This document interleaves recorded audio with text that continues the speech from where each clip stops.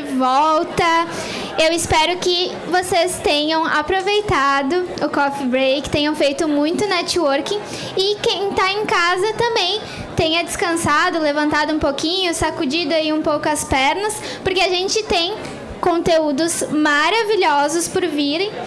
Agora nós vamos falar um pouco do assunto do momento, que está todo mundo conversando, está todo mundo falando, com um certo medo se é ameaça ou solução, mas a gente precisa falar sobre a inteligência artificial e o assunto veio mais à tona, principalmente com a criação e democratização do ChatGPT, que se deu em janeiro desse ano e quebrou todos os recordes porque foram mais de 100 milhões de usuários em 2 meses. Então, realmente foi algo que impactou muito e quando a gente olha frente a profissões interpretativas como direito, contabilidade, a própria medicina vão sofrer impactos com essa nova tecnologia.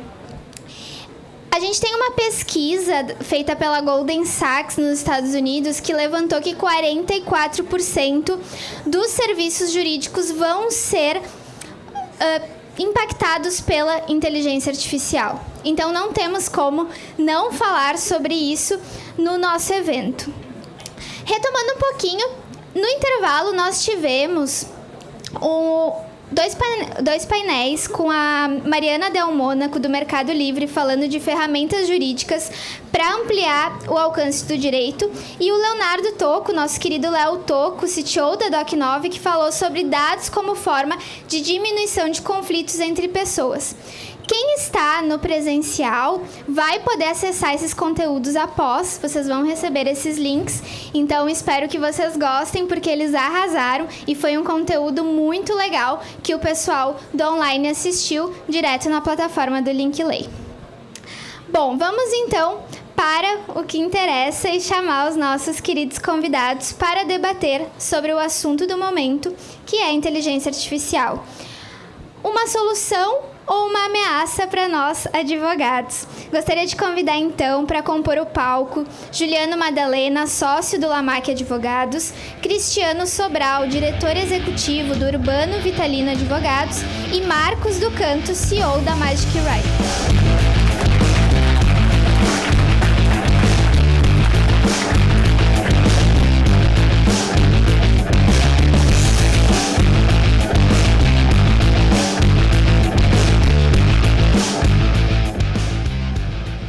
Bom, aqui nós temos 3 personalidades bem diferentes.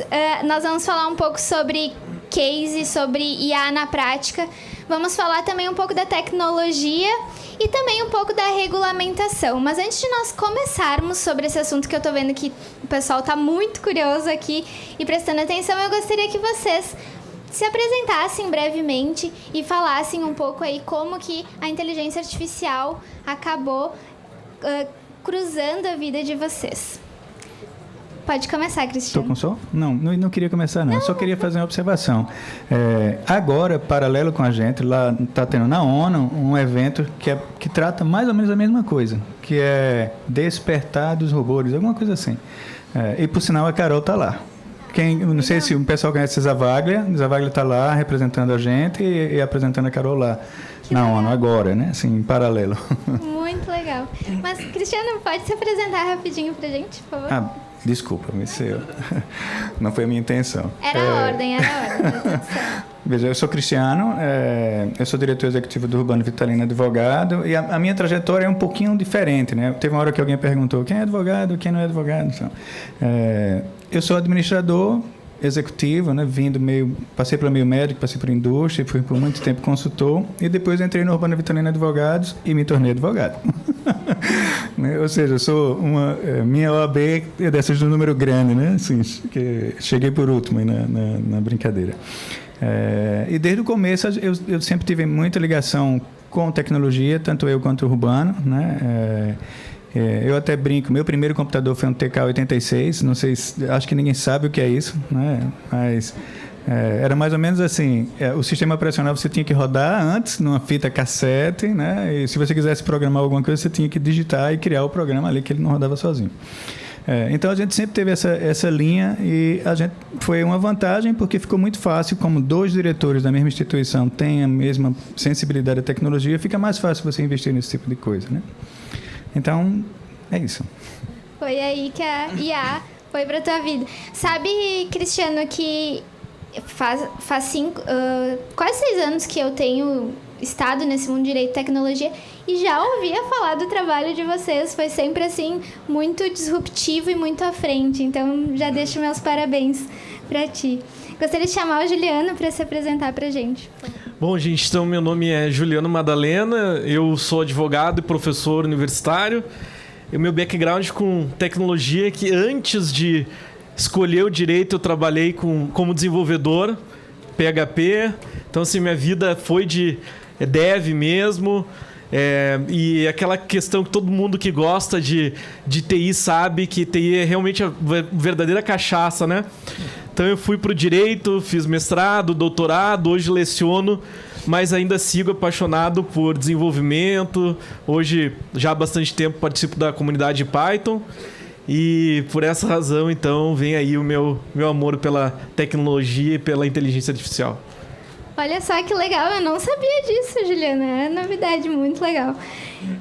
Vamos chamar alguém, então, da tecnologia para se apresentar. Talvez vocês tenham bastante assunto depois, né? Por favor, Marcos. Verdade. Bom, pessoal, prazer estar aqui. Eu sou Marcos Tucanto. Antes de tudo, eu sou um empreendedor. O Magic Write é o meu terceiro empreendimento.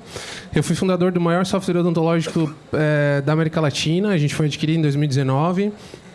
Depois fundei um criador de landing page e foi nesse momento que a IA de fato apareceu na minha vida, assim. Eu vim a minha formação é em sistema de informação de tecnologia, mas a minha carreira toda formada no design. Fiz design de interação, fiz todo esse processo de estudar design e produzir design. Então eu sempre consegui transitar muito bem entre essas duas áreas.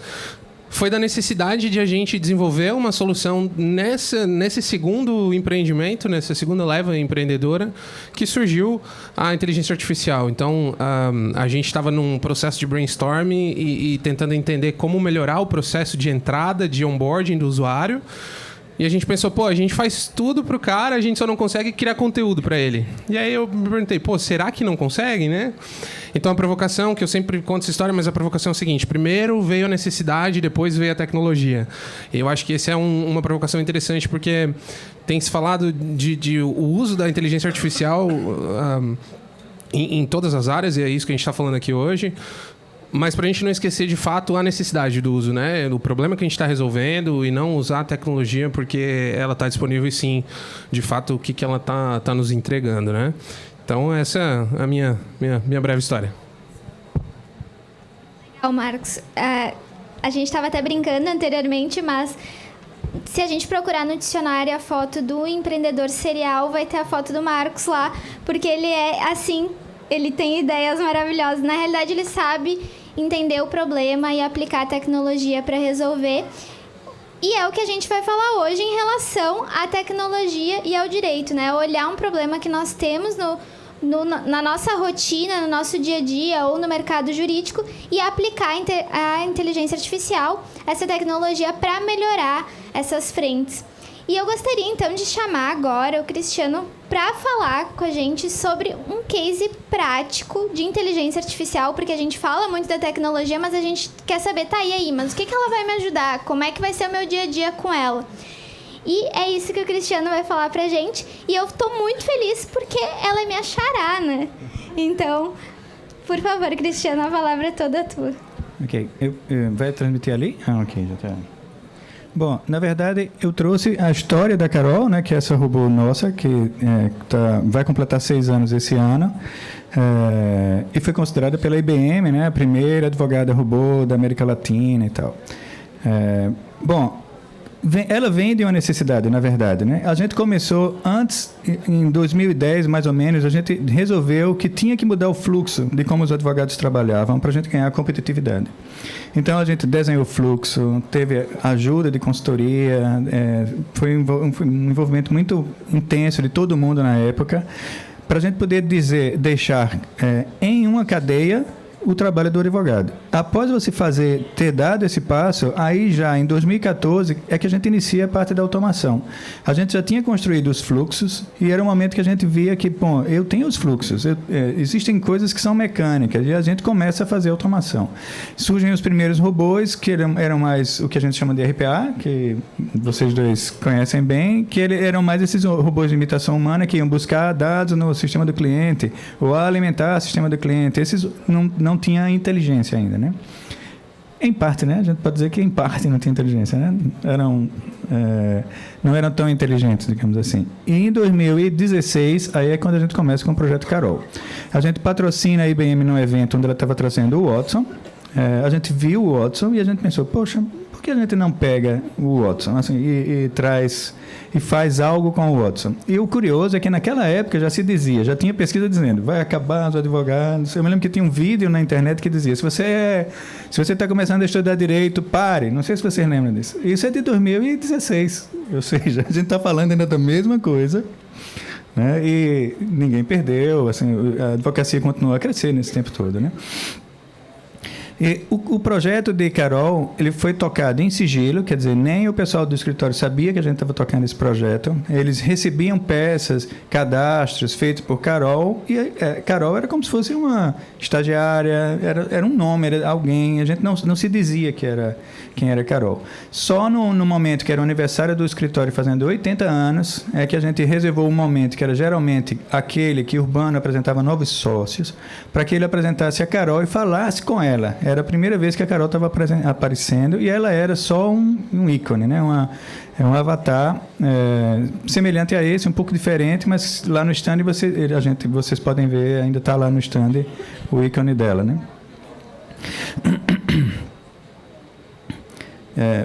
E o que ela fazia? A original da Carol, qual era a arquitetura, né? Ela pegava as iniciais, identificava nas iniciais o juízo, qual era o magistrado envolvido, qual o tribunal envolvido, identificava as partes e identificava os pedidos. Essa foi a primeira parte da arquitetura, porque isso é o que ela precisava para criar a contestação. Então, muita gente, eu já vi várias vezes as pessoas falando, a Carol foi desenvolvida para fazer cadastro. Não, ela não foi desenvolvida para fazer cadastro. Ela foi desenvolvida para fazer contestação. Mas para contestar, ela precisava saber quem eram as partes, quem era o juiz e o que havia de pedido ali naquela peça, né? E quais foram os ganhos que a gente teve naquela época, né, com essa primeira parte? Primeiro, assertividade no cadastro. Lembre-se que a gente está falando numa época onde o cliente digitava no sistema dele os dados do processo. Depois eles passavam aquele material para a gente e alguém, um estagiário, o mesmo advogado, digitava de novo aquele dado para cadastro nosso.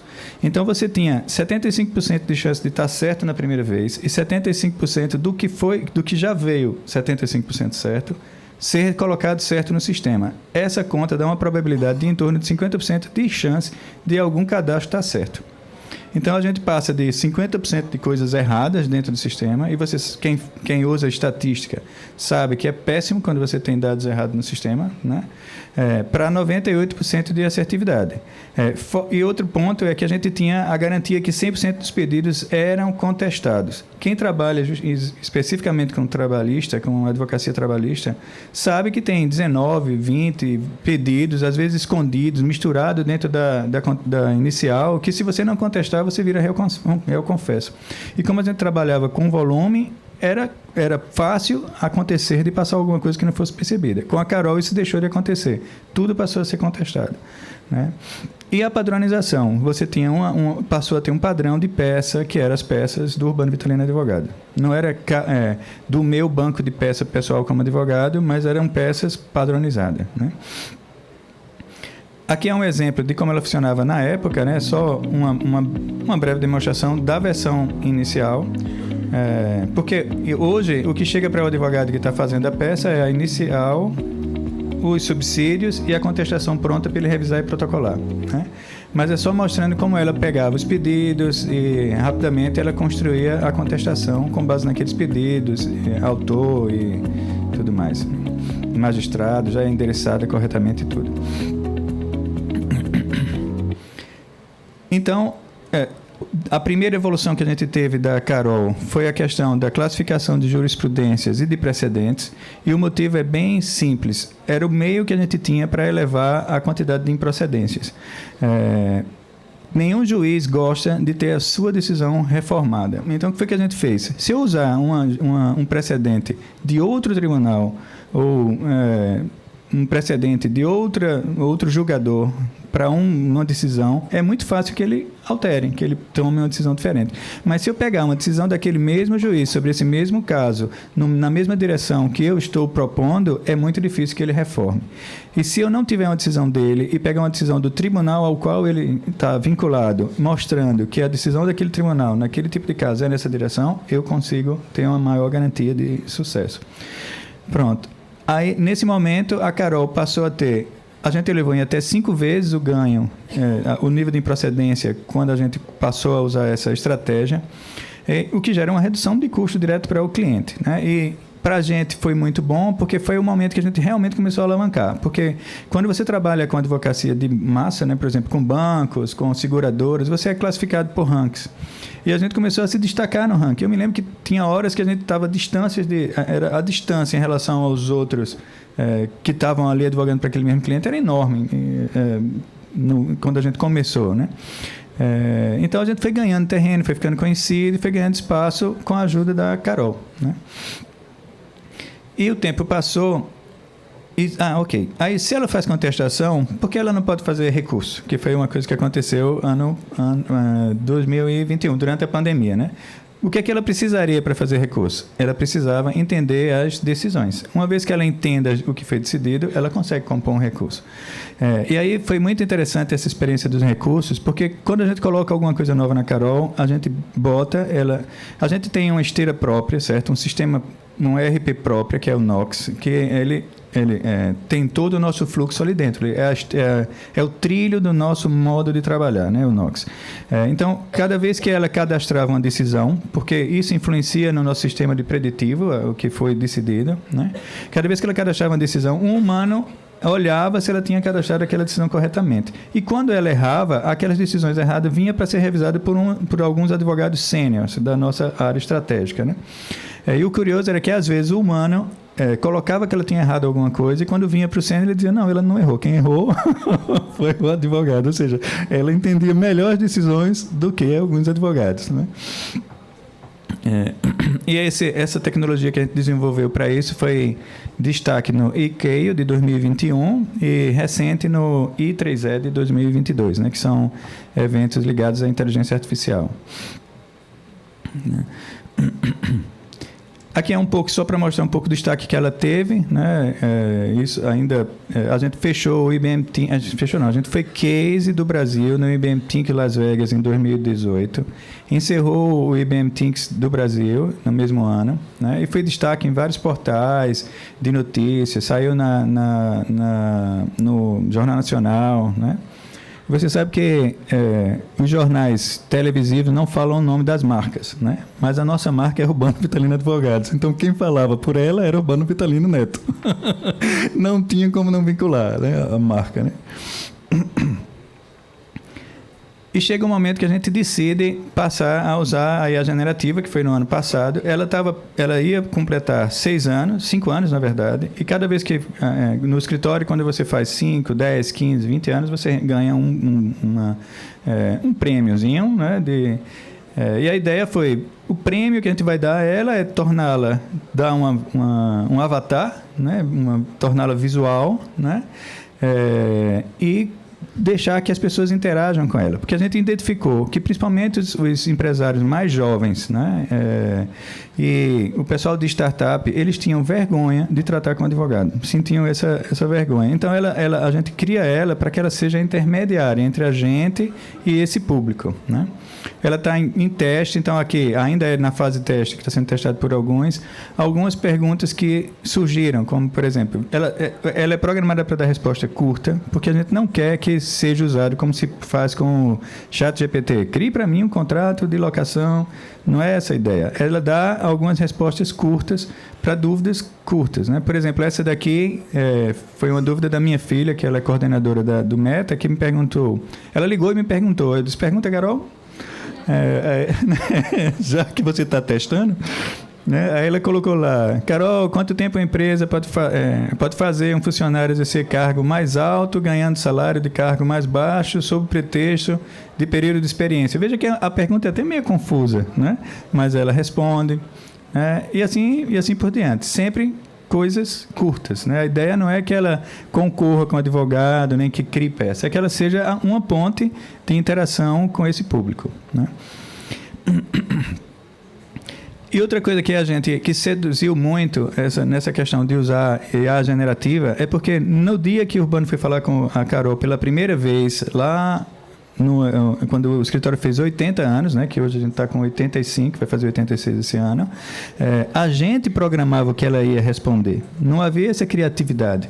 E eu me lembro que, como o evento era em um castelo, que é bem distante da cidade, e podia ser que a gente tivesse problema dele falar e ela não entender, aí a gente tinha programado na mão que, se ela não entendesse, ela dissesse: estou com um problema com a operadora. Poderia repetir, mas era engraçado, mas era programado. Não era uma coisa criada.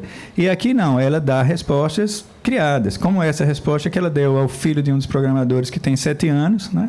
Ele primeiro perguntou sobre um jogador, ela respondeu, aí ele botou: que legal, você quer ser minha amiga? Me chamo Pedro e tenho 7 anos. Aí ela responde, não é uma coisa que foi programada por alguém, né?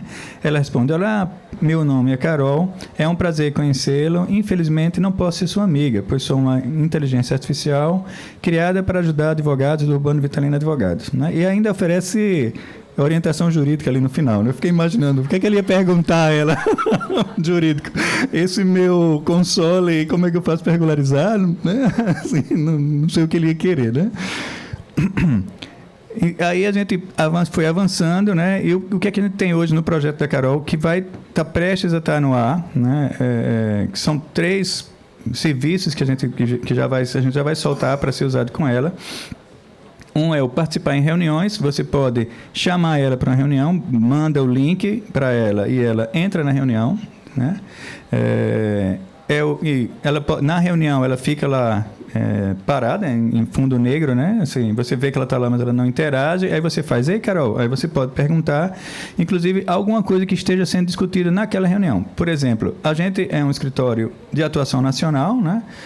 São mais de 1.300 colaboradores, então imagine a diversidade de lugares que a gente está em todo o Brasil, né? Nacional e internacional, e a gente tem um problema: a gente tem muito estagiário. Então, às vezes, em um município era feriado, mas em outro não, e eu precisava que os estagiários trabalhassem naquele município.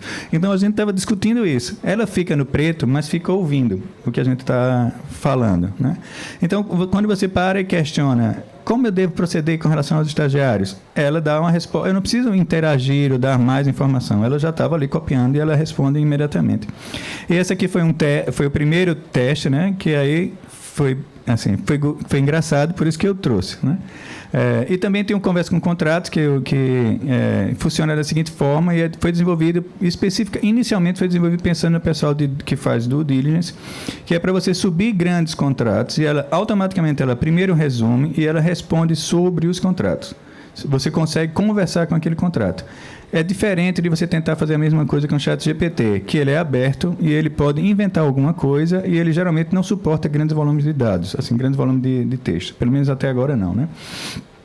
Mas aí é só para vocês verem o primeiro teste, né? Olá! Olá, seres humanos, como vão? Muito bom, né? E essa é a versão que a gente está desenvolvendo dela, que é a que vai ficar pronta agora em 2 meses mais ou menos, que é a que vai sair, que ela é mais humana, certo? É essa face, né? E ela vai ser essa voz. Olá, meu nome é Carol. Como posso ajudar? Muito mais bonitinha, não? Do que a anterior. Pronto, essa é a Carol. Esse é o site que a gente vai colocar no ar. Na verdade, essa é a versão clara dele, ele vai ter aquela opção versão escura, versão clara, né? E é só mostrando, que aí depois eu posso mostrar melhor, mas é só mostrando como uma pessoa vai acessar via site, com login, com senha, que está em construção, né? Bom, vou passar, tá certo? Assim, eu posso, se vocês quiserem, eu deixo ele passando aí até o final, mas é só mostrando a ferramenta, como vai funcionar. Posso passar? Pode. Ok. Pronto, era isso. Essa é a Carol, famosa Carol, né? Muito.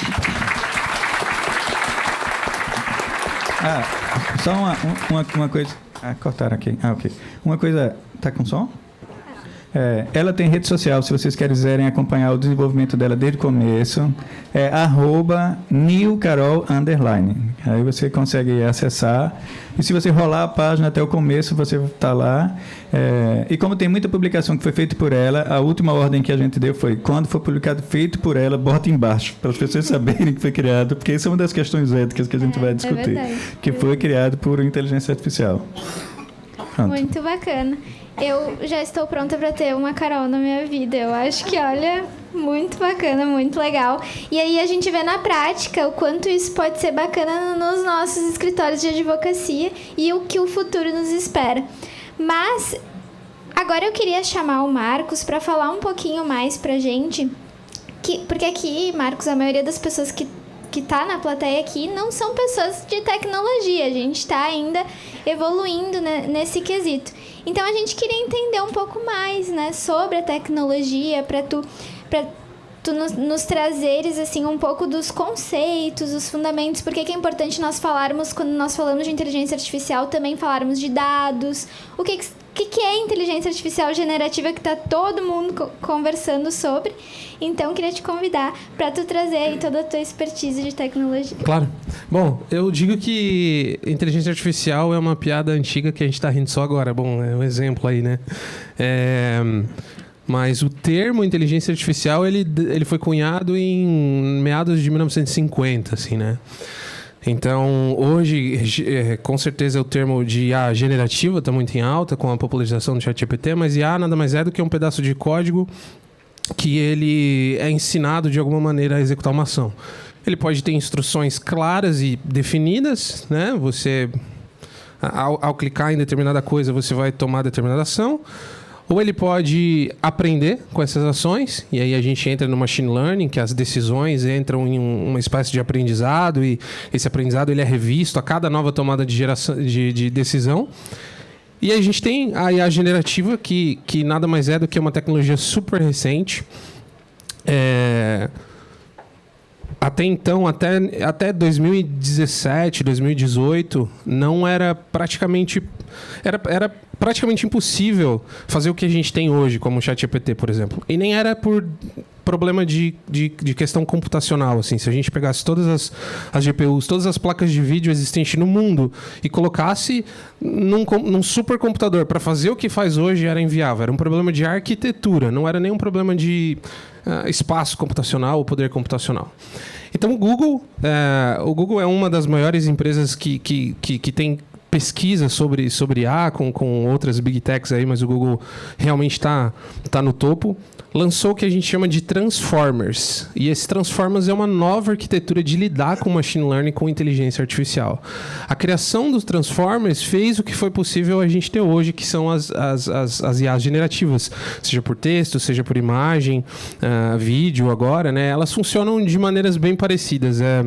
Elas são treinadas com uma quantidade gigantesca de informação.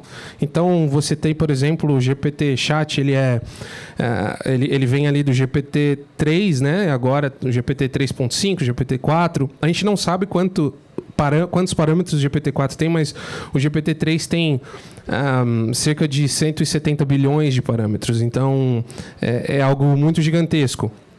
E, basicamente, o que acontece, você tem um zoom out de tudo aquilo que está acontecendo ali.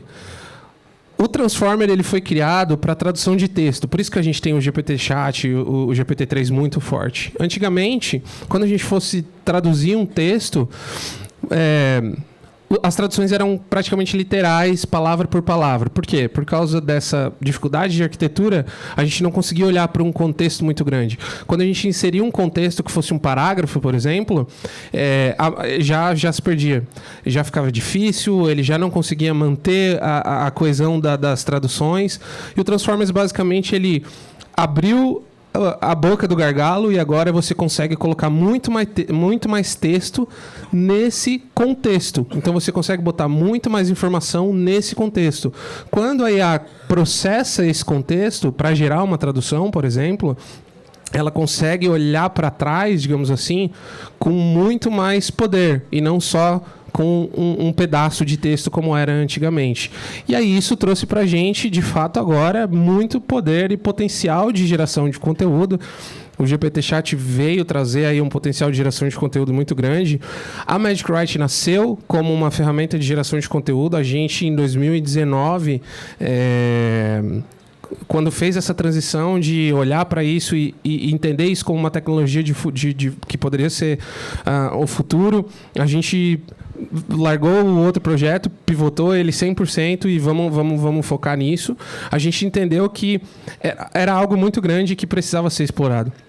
O que a Carol está fazendo aqui é algo muito genial e é legal ver isso porque a gente tem algo muito parecido e faz isso muito parecido, aplicado em vendas e aplicado em marketing agora. A gente foi, em janeiro, foi adquirido pela Exact Sales e agora faz parte da RD, da TOTOS. E a gente está fazendo capabilities muito parecidas para uma entrega diferente, né? Num setor diferente. Então, isso que eu acho muito legal. Olhar para a IA como uma engrenagem e não o motor. Os produtos, a gente nasceu como IA, como motor. Você entrava no site, clicava, eu quero gerar um conteúdo, ou se a gente for lá no ChatGPT, gera um texto, gera um contrato X. Eu acho que isso deixa isso muito limitado e acaba ficando muito amplo o uso. Mas se você usa como engrenagem, onde diversas partes se conectam e você usa um motor, uma inteligência que vai executar determinada ação ou determinada função, determinado entendimento em uma parte do processo, é aí onde começa a ficar interessante. A gente tem algo muito parecido que é os agentes.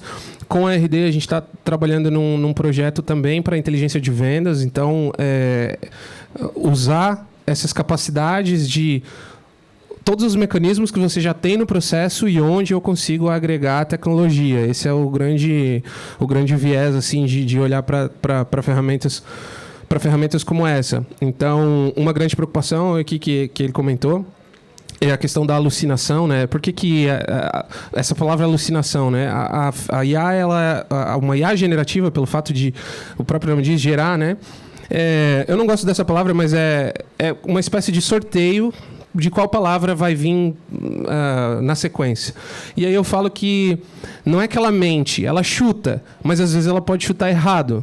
Então, há um cuidado, né? E usar guardrails, que é aplicações como essa, ou como a gente tem feito, onde a IA não vai conseguir fugir desse escopo, daquilo que é definido, e fugir desse contexto que foi definido. É extremamente importante porque, de fato, se você usar só uma API direta ou usar o ChatGPT, você vai ficar a par de poder sofrer com informações que não são verídicas, né? Acho que esse é um dos principais desafios que a gente enfrentou. E quando você lida com, principalmente, né, informações do mercado jurídico, mas no nosso caso, informações de venda também, contratos, informações... Imagina você chegar e... resumir uma reunião inteira e depois passar isso para o seu cliente ou para o gestor com um número de contrato diferente, o valor de oferta diferente. Então, exigem muitos mecanismos de segurança da informação, não só da geração do conteúdo, mas de segurança da informação, que a gente se preocupa para fazer isso funcionar de uma maneira eficiente, né? Então, minha provocação é essa, assim, a inteligência artificial está num momento de desenvolvimento mesmo, assim, a gente está no início de algo que é grandioso. Se a gente for falar de machine learning, existem 3 níveis do machine learning, que é o entendimento, que é isso que a gente está hoje é a ferramenta, a interface, né, a inteligência capaz de entender e executar uma determinada ação. Tem a predição, que é depois de entender isso, ela vai dizer o que vai acontecer, e a prescrição, depois de dizer o que vai acontecer, dizer qual determinada ação ela vai tomar. Só que para a gente chegar nesses 2 próximos níveis, a gente precisa desse primeiro. Então, essa interface conversacional do seu cliente, ou você mesmo, com o computador, com a tecnologia, é onde vai abrir portas para a gente poder entrar em lugares que até então eram inexplorados, né? A gente precisava desse primeiro passo, desse primeiro degrau, onde a gente tem uma disrupção tecnológica, a gente consegue expandir as nossas capacidades a nível de tecnologia, para a gente continuar expandindo e chegar num nível de tecnologia onde realmente a gente vai ter uma disrupção ainda maior. Eu sempre digo que, ao longo dos anos e os movimentos históricos de disrupção e desenvolvimento de novas tecnologias geraram mais empregos do que destruíram. Então, acho que essa mensagem de que lá atrás se falava que tal emprego vai acabar, hoje a gente vira e mexe, ouve isso, não só nesse mercado, mas em todos os mercados. Eu acho que é muito do fato de demonstrar poder, né? Então, você vê aí os caras das grandes companhias, o CEO de empresas que trabalham, que são do meio, eles falam, eu acho que em algum momento isso aqui pode sair do controle. Na minha visão, é algo mais relacionado a um instante de marketing do que, de fato, isso acontecer. Deixam os investidores aquecidos, deixam a imprensa feliz, né, de ter demanda. É algo mais para mostrar que eu tenho algo tão poderoso que nem eu mesmo consigo controlar. Eu não vejo dessa maneira. Então, acho que a gente tem que ver isso como um aliado, tem que ver isso como algo que vai facilitar e que vai reformular, vai ressignificar a maneira como a gente trabalha, como a gente se comunica com o cliente, com o público. Com certeza é um aliado, respondendo a tua pergunta inicial. Eu acho que só a gente tem que levantar cenários que são cenários de uso onde a gente consegue ter essas seguranças, mas também aplicar elas de uma maneira que resolvam problemas e situações reais.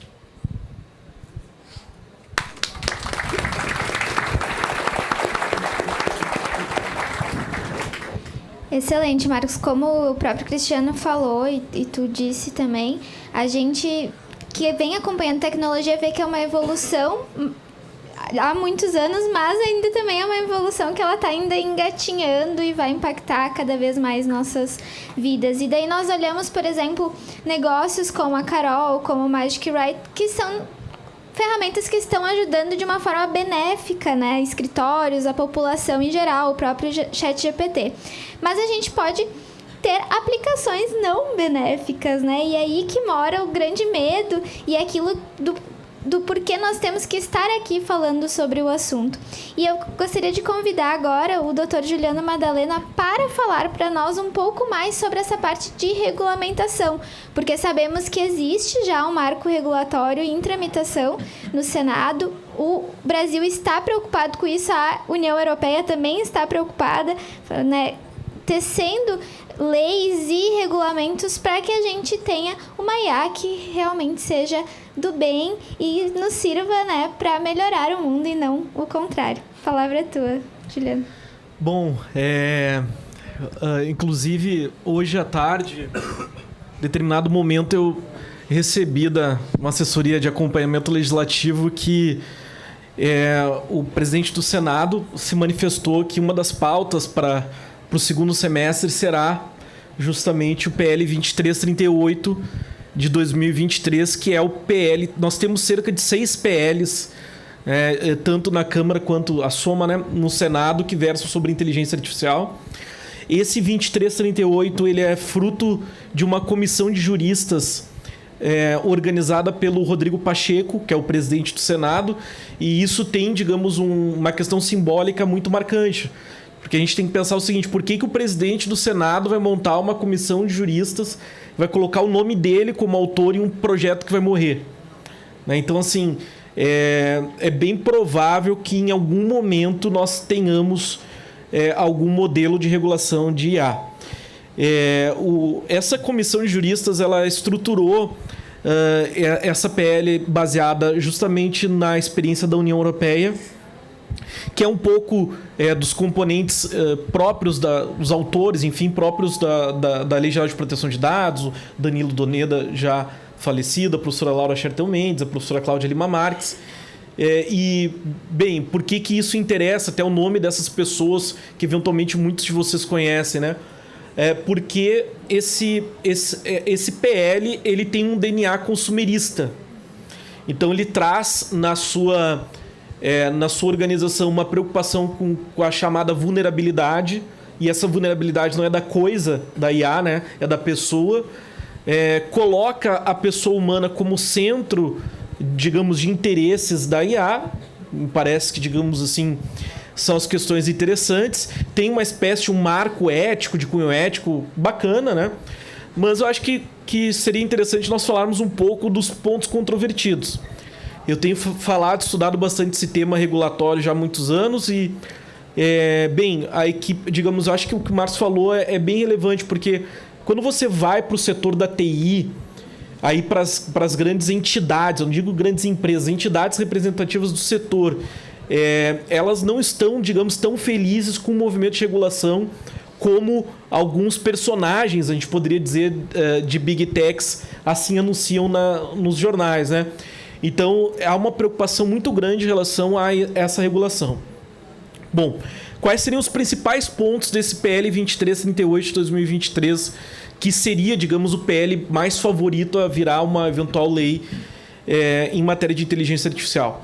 Primeiro, nós temos o sistema de responsabilidade civil escolhido pelo PL, que é um sistema de responsabilidade civil objetiva. Então, para a grande maioria aqui que estuda direito, nós sabemos que a responsabilidade civil objetiva ela é fundada na ausência de culpa. É a mesma do Código de Defesa do Consumidor. Ou seja, independentemente de culpa, se causou o dano e houver o nexo causal do evento danoso e o agente causador do dano tem que indenizar.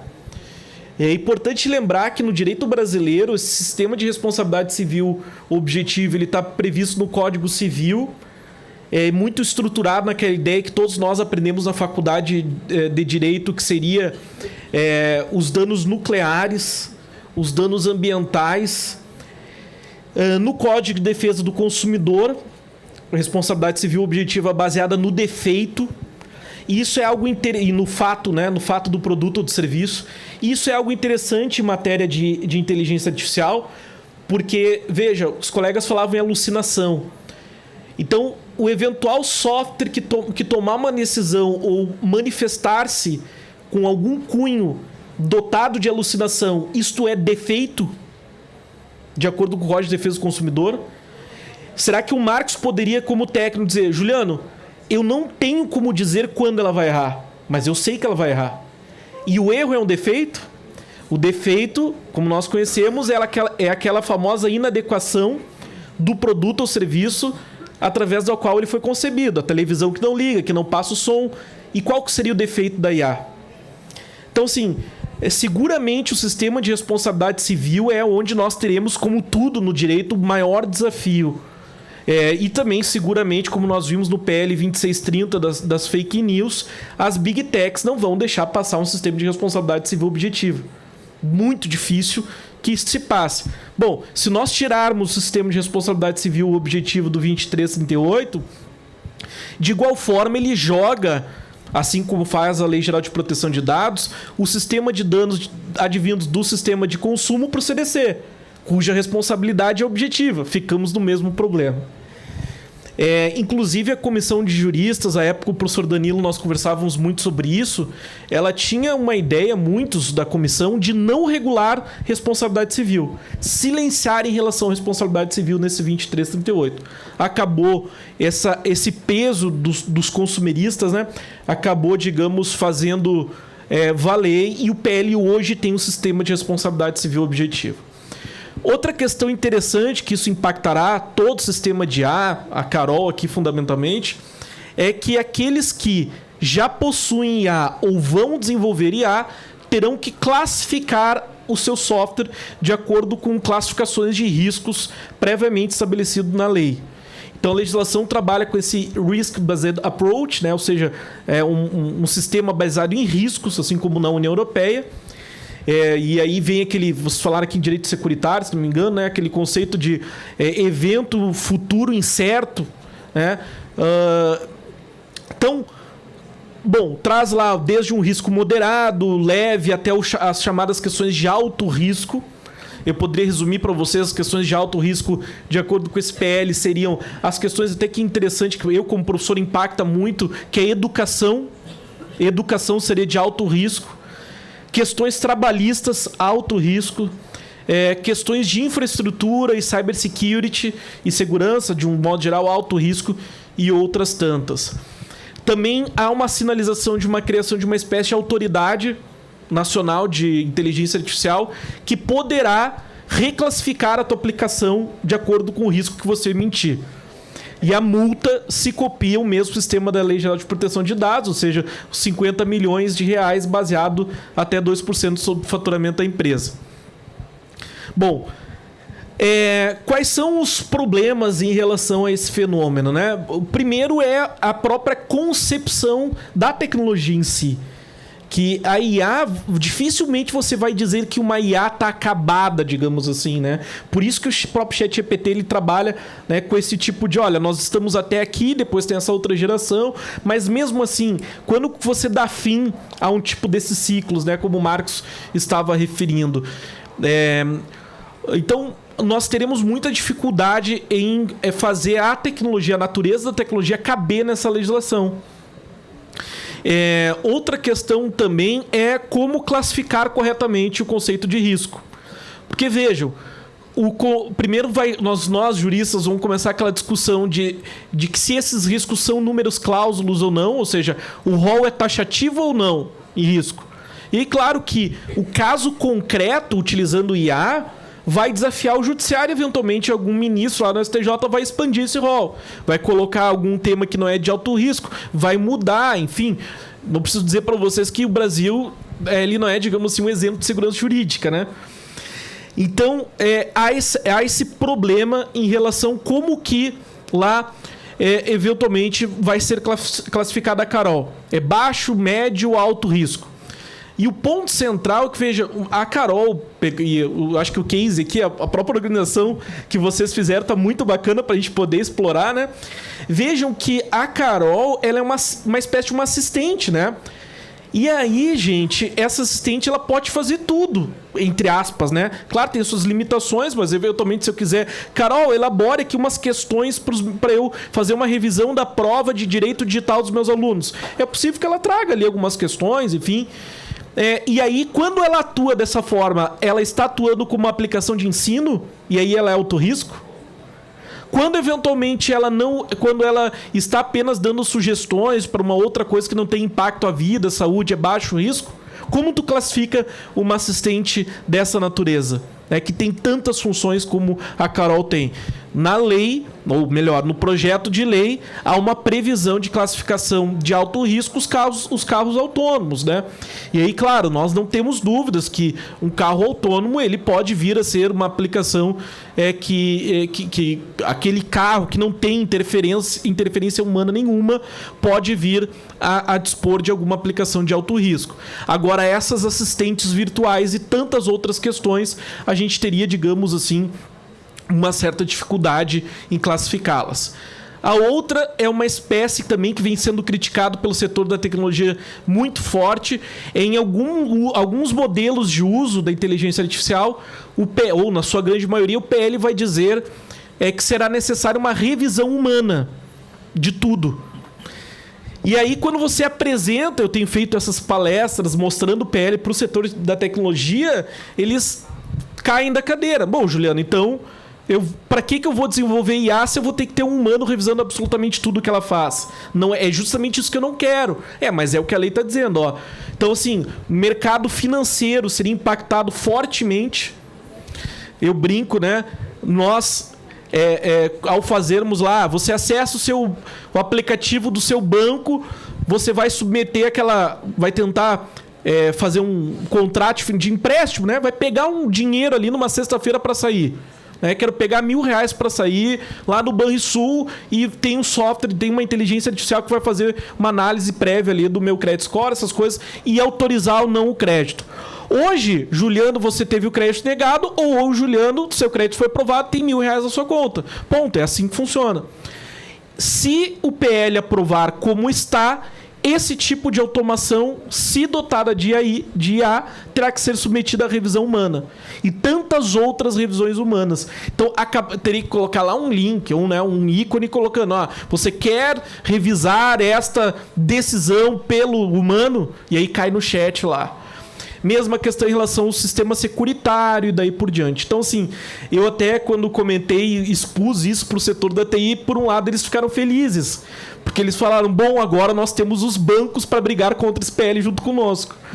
Porque realmente, assim, muitos colegas falam que nós devemos regular, que a regulação ela traz segurança jurídica, mas eu não sei se do modo como está se desenhando nós teremos segurança jurídica ou mais insegurança jurídica e espaço para nós discutirmos, porque nós sabemos que nós vamos recorrer de absolutamente tudo isso, nós vamos criar teses, etc, etc, e amanhã uma aplicação tão bacana como essa pode estar sendo, como diz lá, advertida, suspendida, multada, por não estar cumprindo esse eventual marco vindouro.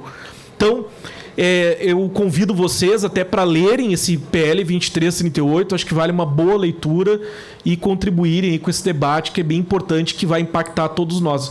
Para finalizar, eu sempre digo, a julgar do que for aprovado no Congresso, a gente vai ter que tirar o celular do pulso, entregar o relógio do pulso, entregar o celular, os computadores, porque absolutamente tudo isso tem IA e tudo isso será impactado.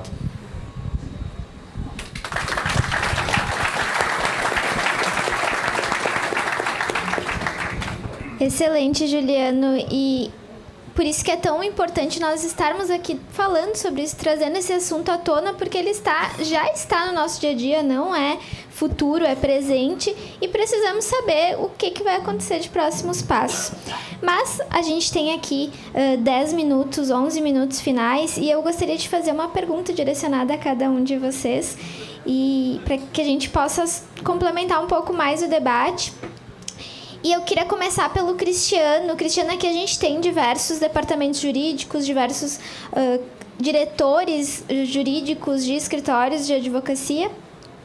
E eu queria te perguntar como é que foi os desafios assim, na estruturação da Carol e a aceitação dentro da cultura do escritório. Porque nós aqui, eu sou advogada, posso muito bem falar que nossa profissão ainda é muito resistente às tecnologias. Como é que foi isso? Vocês tiveram algum desafio em relação a isso? Tivemos. Olha, para falar a verdade, quando a gente decidiu colocar a Carol, a gente escolheu duas equipes em específico por causa da questão do risco. A gente escolheu equipes onde, se eu tivesse problema, o risco seria menor. Para começar por essas equipes, e foi assim, foi top-down. Assim, eu me lembro claramente, a gente reuniu a equipe numa sala de reunião, com o meu pessoal da área de TI e da área de infraestrutura de TI, que são separados lá no escritório, e eu disse, a gente vai fazer, a arquitetura é essa, porque a gente já tinha desenhado como vai ser a arquitetura, e pronto, eu só vim avisar que a gente vai fazer. No começo, assim que acabou a reunião, eu me lembro que todo mundo ficou no corredor esperando que eu saísse para poder dizer que não aceitava, não sei o que, não quero saber, a gente vai fazer e frio. Até veja, isso é uma coisa recorrente. Recente, a gente começou a desenvolver um produto nosso que é baseado em blockchain, e quando eu cheguei para a diretoria, eu disse, a gente vai fazer, vou gastar X e não vai dar certo, mas eu vou aprender muita coisa. Se der certo, massa, mas eu estou antevendo que, assim, já estou prevendo que pode não dar certo. Então a gente foi lá e no fim eles compraram a ideia, e essas equipes que sabiam do sigilo mantiveram em sigilo, quer dizer, ninguém sabia, e na hora que a gente apresentou a Carol no evento, que foi um evento muito bonito, e o Urbano, na hora que ia apresentar o novo sócio, chama a Carol, então gerou aquele impacto, aquele silêncio, todo mundo meio que assustado, e no dia seguinte, a gente tinha o controle do nível de peças que estava sendo usado da Carol, no dia seguinte as peças pararam de ser usadas.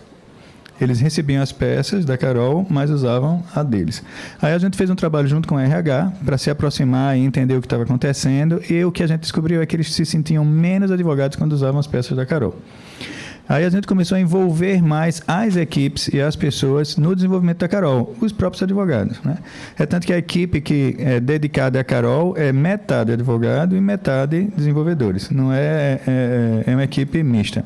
E essa ideia, por exemplo, de olhar e escolher a decisão de cada juiz de cada tribunal veio deles.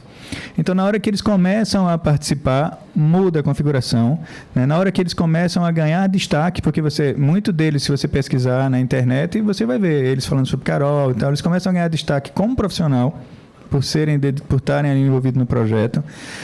Aí a moeda vira, né? E as outras equipes começam a questionar. Quem ainda não estava usando chegava e dizia, sei lá, a gente ia reclamar do baixo desempenho de uma equipe, dizia, mas eu não tenho a Carol. Mais ou menos assim, a Carol era desculpa, né? Então ficou mais fácil, certo? Mas a resistência foi normal, é natural, acho que todo mundo sente, e tem que ter um trabalho de lastro, de você buscar entender a origem do problema, né? Assim, só uma observação, até que eu conversei com a Joyce, que estava aqui mais cedo, né, que quando vocês estavam falando de Visual Law, que ela falou, não, os magistrados resistiram tal. Aí eu fiz, foi os magistrados? Porque a gente identificou a resistência dos assistentes de magistrados, os assessores dos magistrados com relação à Visual Law, porque um trecho do nosso Visual Law não permitia copiar. E como eles precisavam copiar e colar em algum lugar, então eles eram quem estavam boicotando, não eram os magistrados. Então, se você for a fundo, você entende o que está se passando e consegue trabalhar para mudar aquela questão. Muito legal. E eu gostei muito da parte que tu falou da preocupação do programa de inserção dessa tecnologia, porque a gente fala muito que para grandes departamentos, grandes escritórios começarem a pensar em tecnologia, e não só grandes, mas também os pequenos, nós temos que ter uma programação, um planejamento para isso, e que é fundamental, principalmente para colocar todo mundo no comprometimento de fazer aquilo dar certo, porque vão ter erros, vão ter aprendizados, então tudo também é uma questão de tempo e evolução. Bom, Marcos, a gente estava aqui, o Juliano falou também da questão da alucinação. E nós tivemos um caso que foi parado no The New York Times de um advogado americano, talvez você tenha ouvido falar, que ele fez uma petição com uma jurisprudência que não existia. E daí foi descoberto que ele usou o ChatGPT para isso e ela, na realidade, não teve uma alucinação. Ela fez uma geração de texto daquilo que ele perguntou. Mas aí nós temos um dos grandes receios de utilização da IA é sobre as alucinações. Mas eu queria que tu falasse para nós um pouco sobre como que tu imagina isso, se a gente vai ter uma evolução em relação a isso. Tu imagina que lá no futuro a gente vai ter menos alucinações, menos erros? Como é que funciona isso da forma mais tecnológica? Para explicar um pouquinho o que é alucinação, né? Bem rapidinho.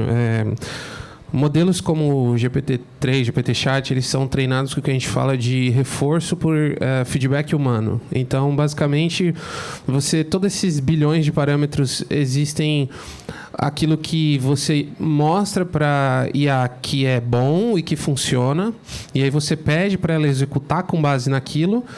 Com o output disso, você fala, isso é legal, isso não é legal. E aí, over and over, até usar a própria IA para refazer todo esse processo, que hoje já está sendo feito isso. Então, basicamente, é isso que ela aprende, com um apanhado de padrões que, em algum momento, ela vai tentar replicar. Quanto mais fraco for o contexto, ou seja, quanto menos instruções ela tiver para executar algo, maior a chance de ela fazer esse processo ser uma alucinação, de trazer algo que ela aprendeu no treinamento ou que não tem informação relevante. Do nosso lado, a gente tenta... Do lado de tecnologia, a gente tem como tentar prevenir isso, adicionando contexto, adicionando informação, protegendo. No Magic, por exemplo, a gente tem a questão de treinamentos, então você escolhe, a gente chama de nível de criatividade. Você quer que ela seja o nível fechado ou aberto? Fechado, ela não vai alucinar, porque é basicamente aquilo que você tem no treinamento. Você consegue adicionar camadas de conhecimento. O aberto, ela tem acesso à internet, então a chance de alucinar aumenta. O que acontece? Ela vai tentar responder aquilo que você pediu. Se ela não encontrar informações relevantes, ela vai ainda tentar responder com aquilo que ela aprendeu. E aquilo que ela aprendeu, normalmente, pode ser que não seja uma informação verdadeira, no sentido de que ela vai tentar formular a próxima palavra. Eu tenho absoluta certeza que isso vai melhorar e vai mudar.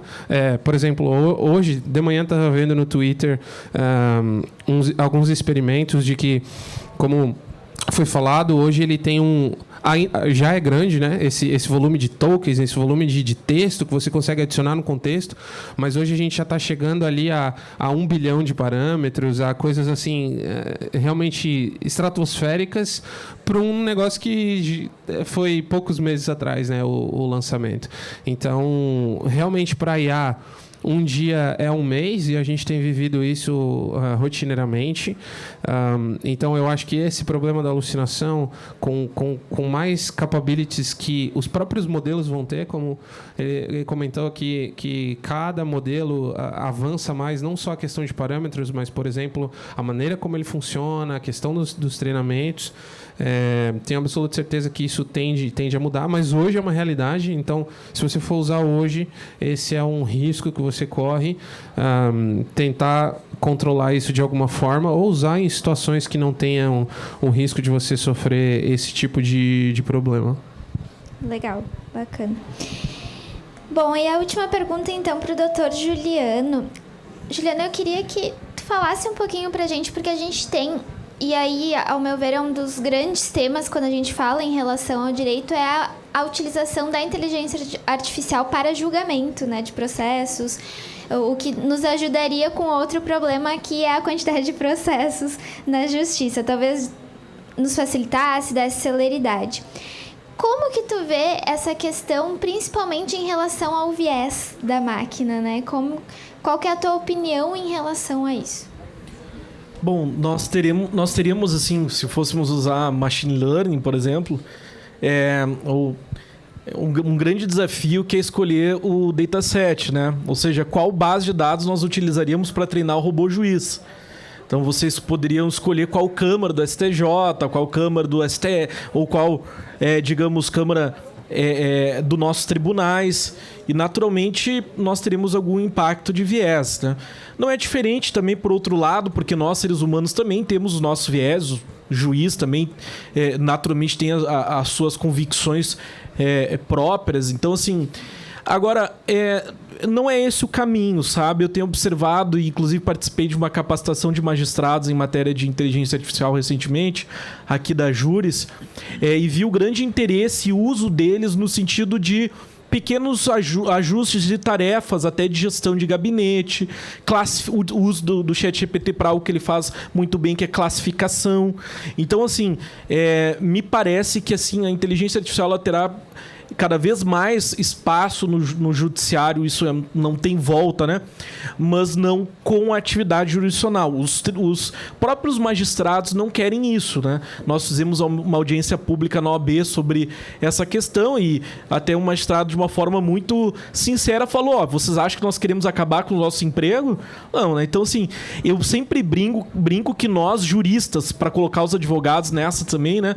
Nós, juristas, somos muito egoístas para deixar uma inteligência artificial nos substituir. Então, por mais que o Urbano também use muito IA, se um dia ela começar a incomodar demais, é possível os caras puxarem lá no Urbano o fio, Carol, diminui um pouquinho. Então, assim, há uma questão humana em relação a essa perspectiva. Agora, finalizando, acho que é interessante, assim, se houver cada vez mais o uso nos tribunais, me parece que nós precisamos ser informados. Decisões, despachos, o EPROC deve conter informação, assim como nós temos lá no alimento, contém glúten, contém açúcar, contém IA. Bacana.